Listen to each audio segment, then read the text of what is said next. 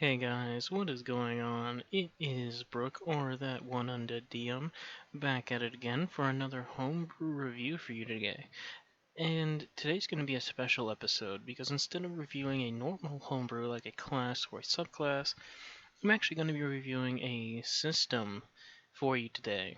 And this is going to be Cooking by the Campfire by someone from the very own Pack Tactics server by the name of FadeShock. They have their own website called the Foxtail Foundry. I will leave a link in the description below if you want to go check out any of his stuff. It's completely free. And today we're going to be looking at, once again I say, Cooking by the Campfire, which is an entire system dedicated to the mechanics of cooking. And, without further ado, let's get started. So, this whole beginning portion here is talking about how 5e and 4th edition don't really have cooking mechanics, and so Fade wanted to make his own. So he added different mechanics for this. So the basics here are that you need either cooking utensils, brewer supplies, or both in order to cook. And it doesn't change the checks for either tool, but in order to find your ingredients, there are 5 different types of ingredients. There are staples, home, standard, specialty, and exquisite. So these are the grades, meaning that these are how good they are. And so staple are pretty simple things. Home is things that you could find obviously at home. Standard are things that you can buy at like a market. Specialties, well, specialty things. And exquisite is like fine dining, high-end stuff. And up here, they actually have a thing where it states that they can forage for 10 minutes, and then they can make a survival check, and the DM gets to choose what they can find in the area. And the DC for the survival check is based on, well, the grade of the ingredient. So, what we have here is that for every 10 minutes that you spend after failure, or for every 10 minutes that you spend after a success, you can find more ingredients. But you can also add +5 to the initial check for an additional 15 minutes to guarantee something here. And this is just telling you what ingredients you have so the DM can kind of just say what you have. And this portion here is talking about how many ingredients you get per success. So, correction. So each ingredient grade has a cost value. And so how this differs from most cooking systems is that a dish can only have a certain number of points put into each dish. So if your dish has a maximum of 10 points, you can only use 2 exquisite ingredients because they each cost 5. That's just an example, but that's essentially how this works. And you can mix and match different effects. But the one thing is that you cannot stack the same effects on top of one another, as if I remember that correctly. So it determines how much space it is. Then the complexity level, it determines the amount of checks needed. So the complexity level is determined by the value of the ingredients compared to the maximum space. Ingredient values that are below a quarter of the maximum space are considered to have a complexity of 1. Half the maximum is 2. 3/4 of the maximum is 3. And the total value is 4. So if it takes up the entire value of the dish, it's in difficulty class of 4. And so with this, you'd have to make a complexity check. And this is the DC, this is how many successes and failures. So for every 15 minutes, you have to make a check. And on a success, all checks, so if you have a complexity level of 1, you have to get 2 successes of DC 12. So once that happens, they successfully create the dish, which reads a number of creatures equal to 2 plus the modifier for the cook's checks. And yep, a creature given their portion of dish may eat their portion, spending a set amount of time to consume it. based on the complexity of the dish. So if it's a 1, you can eat it in a bonus action. If it's 2, you can eat it in a minute, 3, 10 minutes, and 4, an hour. And on a failure, if you meet the maximum amount of failures, then the ingredients used are lost and they cannot be recovered. And then there's satiation levels, where the complexity of the dish gives you a certain number of satiation, where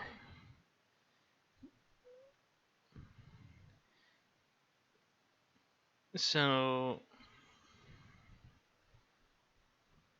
basically this is just kind of like a survival thing. So satiation, spoiling, this is kind of more of the if you're going for a survival game where you need to keep yourself fed, and basically this is you have a satiation level equal to your constitution score, and once you reach your constitution score and satiation points, you can't eat anymore, but then I assume it slowly goes down every once in a while. Spoiling the same way, there's food preservation, and finally there's snacks. So over a minute, you can attempt to make a check against a complexity level 2, and on success, you may have 3 staple grade ingredients, 2 home grade ingredients, or 1 standard ingredient, and they make 1 plus the cook's proficiency bonus worth of snacks. And they don't add to your satiation level, nor can they be preserved, and they automatically spoil at the end of the long rest. And they can only eat 2 snacks per long rest.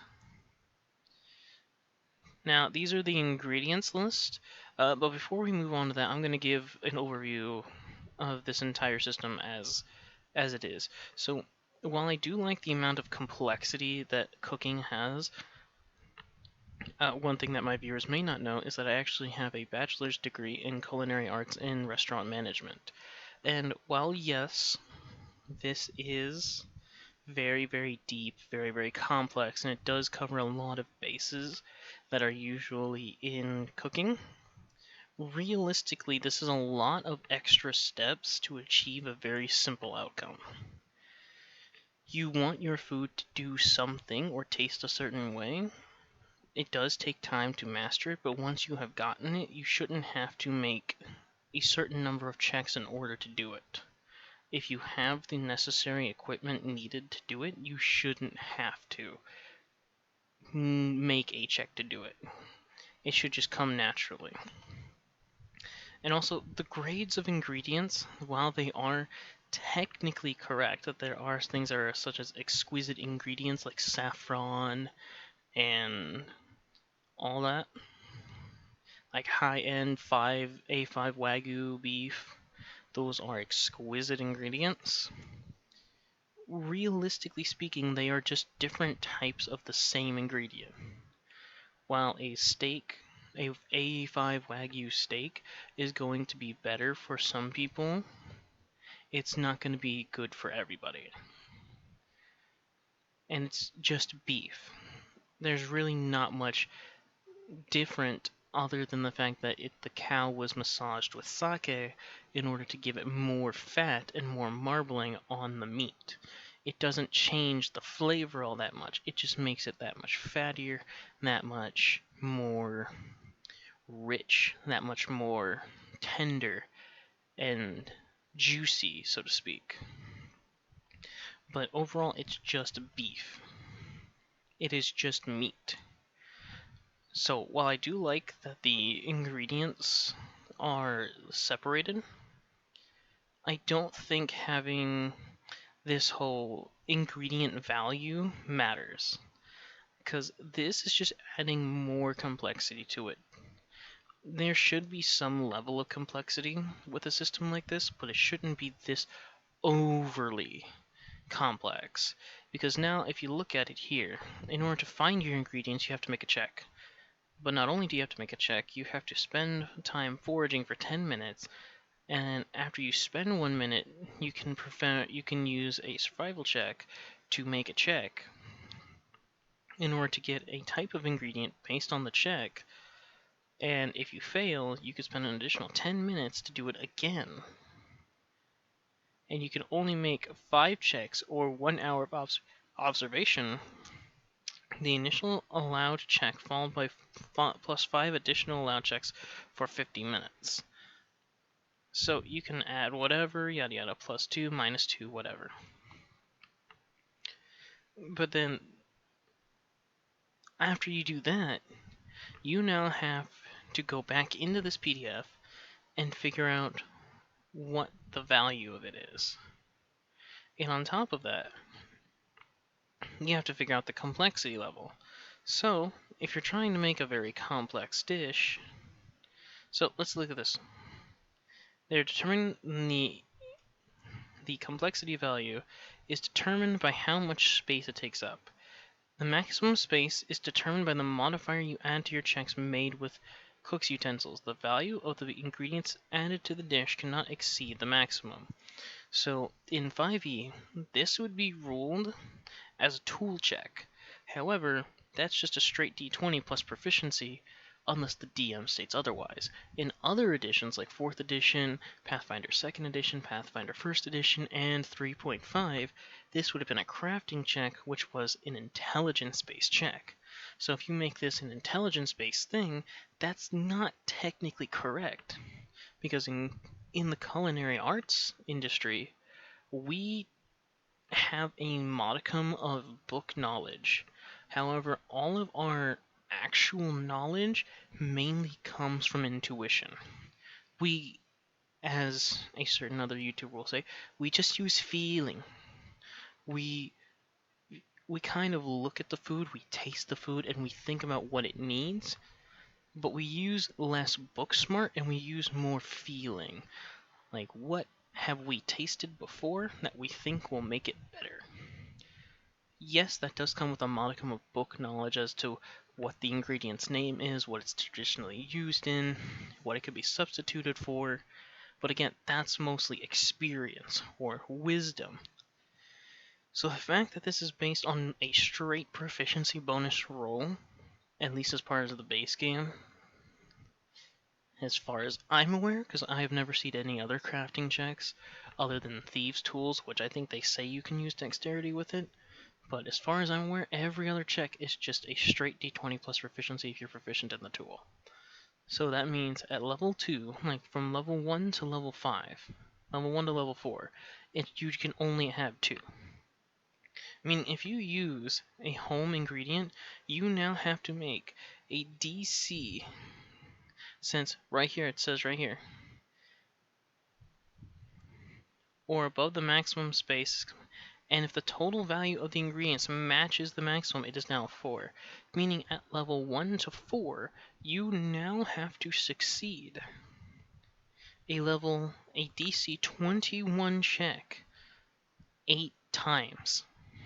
And if you fail 3 of them, you fuck up the dish. It's just ruined. You can't use it anymore. That seems exceedingly tricky. Now, if this is using some other kind of thing, like if you're using wisdom and your wisdom's like a plus 4, and you only have a 2, then that's half. So then you would have to make a DC 2. I mean, now it's a much more reasonable 15. But then this isn't telling you what the DC is. So you have to make, so let's see. So, yep, all the quarter, maximum, blah, blah, blah, blah, blah.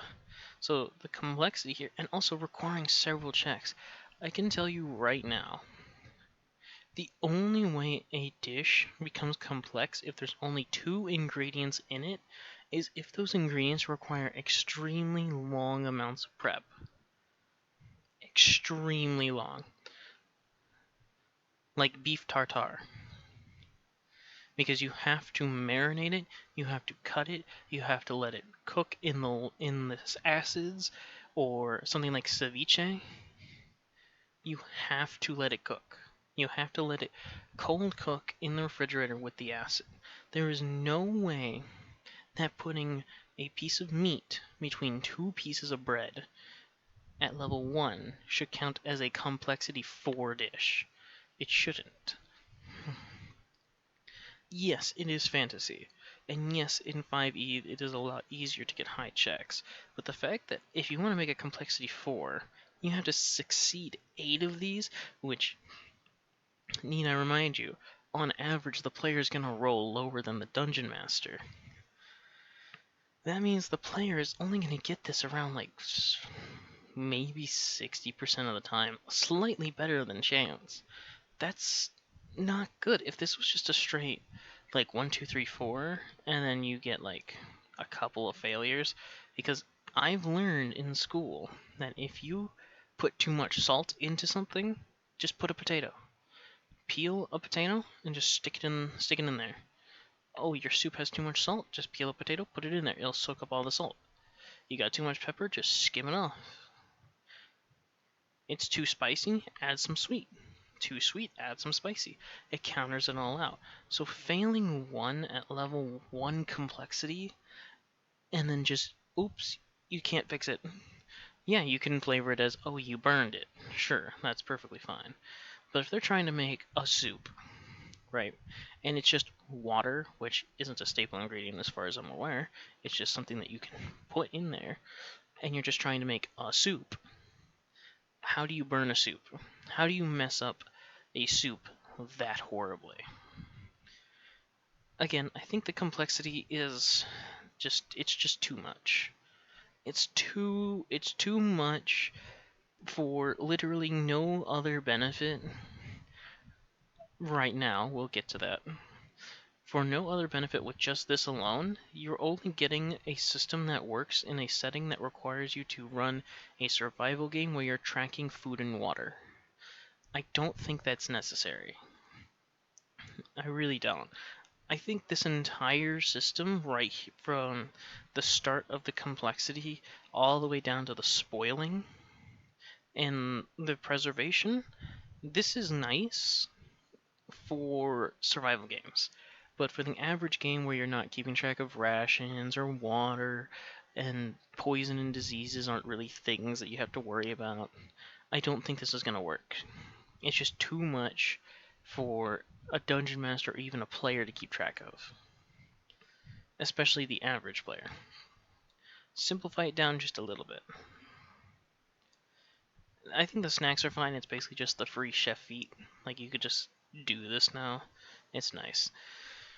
Now, he breaks down the ingredients by categories like meats, fruits, grains, nuts, seafoods, vegetables, other, and then seasonings, and then he gives some example dishes that you can use.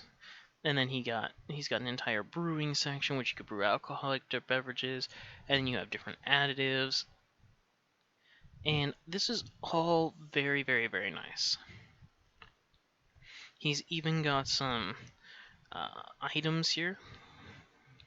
And he's got a feat and all that. It's very, very nice. And I think it's very, very cool. But separating them by this much is a bit much, in my opinion. Yes, do animals have bellies, breasts, briskets, chucks, cutlets, drums and wings, flank, loins, plates? Yes, they do. But this is assuming that you're going based off of a cow or some other kind of cloven animal. Because chickens don't have bellies. They have drums, also known as legs. They have wings, they have breasts, and they have thighs. That's it.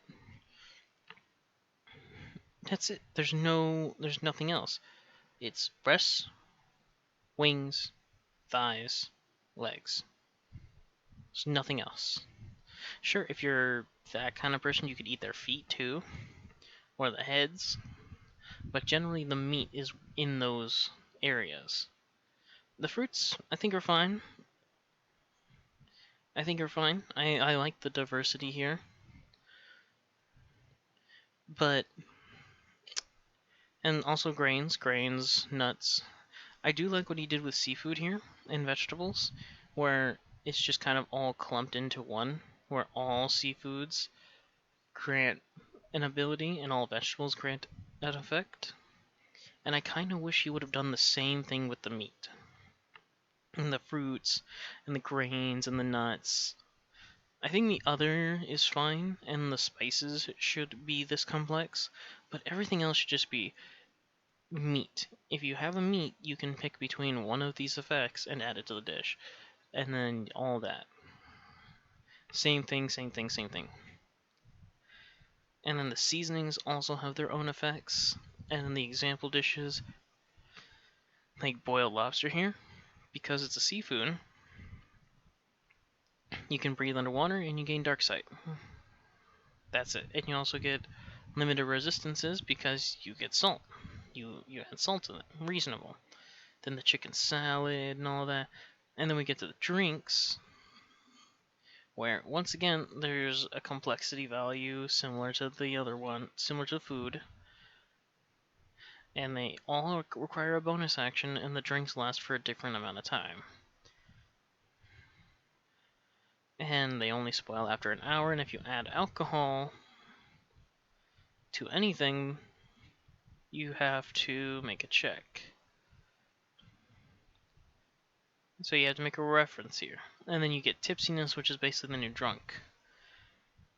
They gain tipsiness alongside with any benefit, and for every 2 tipsiness, they get a +1 bonus to attack rolls, but a -1 penalty to intelligence and wisdom saves.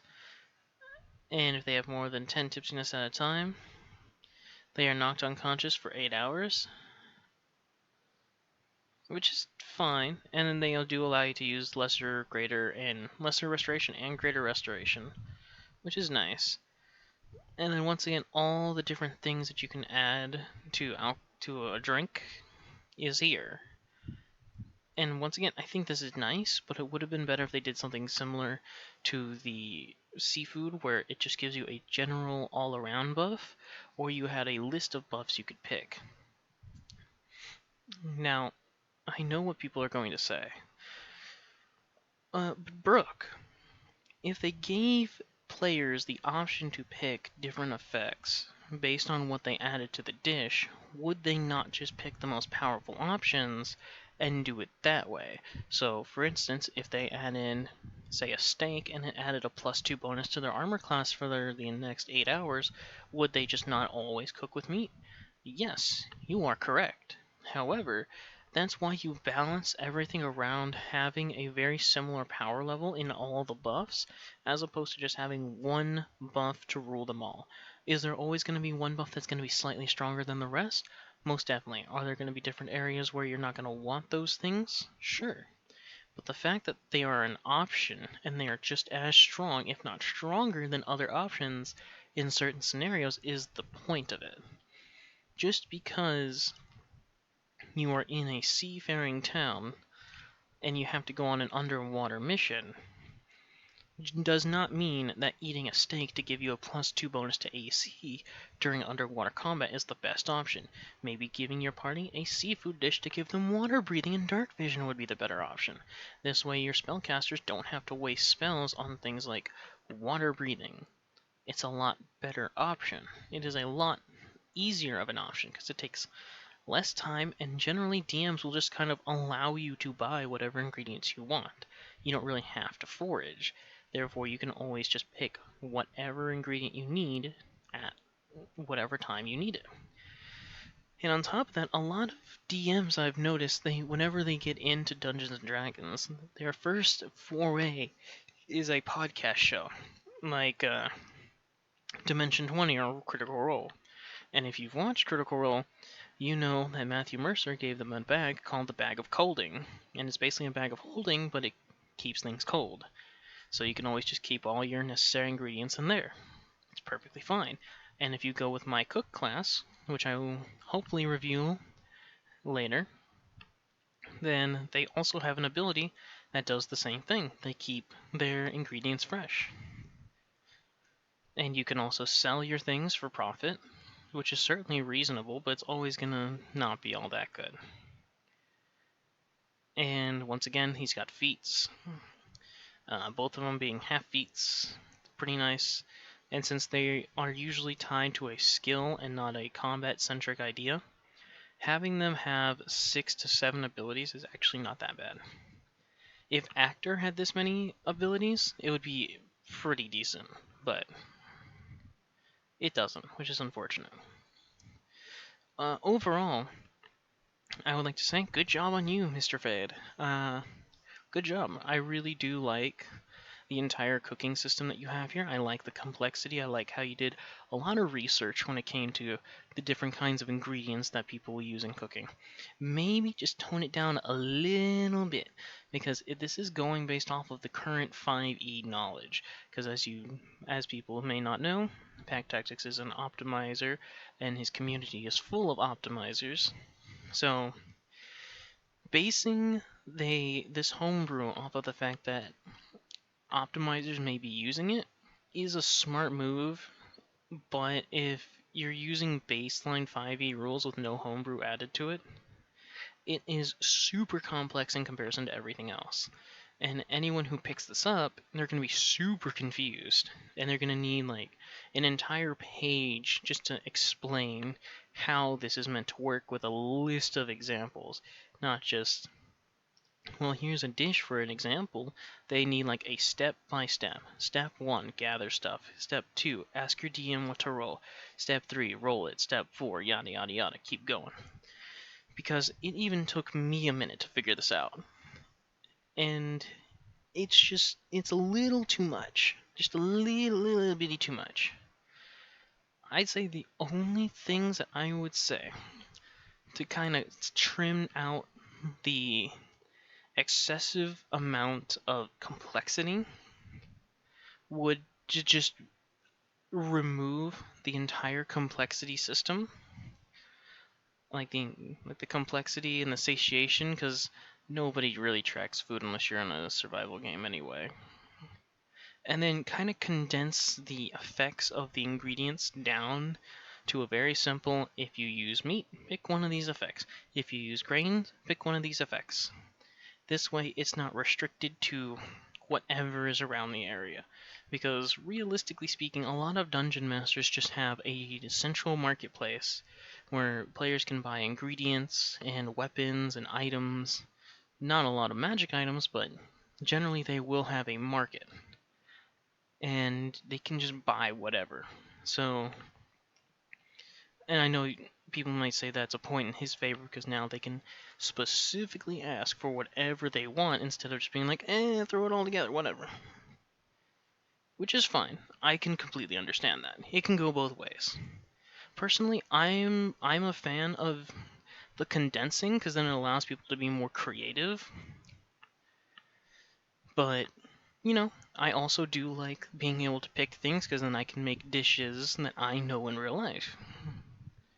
And since meat is ambiguous and isn't separated into poultry or game or anything like that, you can just make it whatever. Oh, breast? Okay, well, is it a chicken? Is it a turkey? Is it a Cornish game hen? What is it? And you can make so many different things, and there's so many different combinations of effects that you can have going on here. And the seasonings do add a lot to it as well, because then you can add even more effects onto something. But again, it's just a little too complex for the average person. And if you're not trying to appeal to the average person, that's fine. But generally speaking, if Fade, you wanted to sell this to people, I would recommend just condensing it down a little bit. Like, maybe making the complexity and the satiation, all that, an optional rule. This way dungeon masters don't feel compelled to have even more tables on their DM screen or on their virtual desktop whenever they have to run session, just in case someone happens to want to cook that session. And then now we have to spend like 30 minutes trying to figure out what we're doing. Add this as an optional rule at the end. And then maybe just condense down the effects a little bit. Like, if you put a meat in it, you can pick one of these things, and you can flavor it however you want. Again, that's just me, though. Overall, I do like it, and I will say that overall, I did take very heavy inspiration from this homebrew in order to make my version of the cook class update. And I've taken great inspiration from Fade over my many homebrews. Good job on him. But with all that out of the way, I would like to thank you all so much for watching today's video. Sorry for the slight hiatus. I was helping my girlfriend move in with me, and I've been a little busy, but now that this video is out, I can start working on newer ones. And if you guys have any suggestions of what homebrew I should review next, please leave it down in the comments section. If you liked the video, please leave a like, and if you want to see more, hit that subscribe button and click the bell. But with all that out of the way, I will see you all in the next video. Later.